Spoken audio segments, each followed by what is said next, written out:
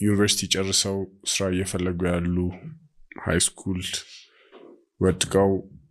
ስራ እየፈለጉ ያሉ ሰዎች አሉና ስራ እስኪያገኙ ምን ላይ ትኩረት ቢያደርጉ ይሻላልና ፐርሰናል አበቃ ይሄ አሁን ወርቃማ ጊዜ ነው ኦንላይን ኢንትረስት የሚያደርጋቸውን ነገር ራሳቸውን እንዴት እንትን እንደሚሉ የመከራ ጊዜ እንዴት እንደሚታለፍ ማንበብ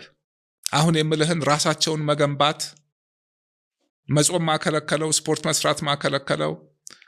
ኦንላይን ገብቶ ማንበብ ይሄ ሁሉ ሀብት ነው የምትገነባው መሰረት ነው የምትገነባው ሁናቴዎች ሲቀየሩ በቃ በጣም በተቻለ መጠን ሌላ ሀገር እንደዚህ ወጣት ምንድነው የሚሰራው ምናምን በትንሹ የሆነ ነገር መጀመር ካለብህ አለመናቅ በቃ አቅም በፈቀደው የሆነ ነገር ወጥቶ መግባት ከትንሽ ጀምሮ መገንባት አንድ ፎርሙላ የለም ሁሉም እንደ አካባቢው እንደ ሁናቴው ምን ይለያያል እና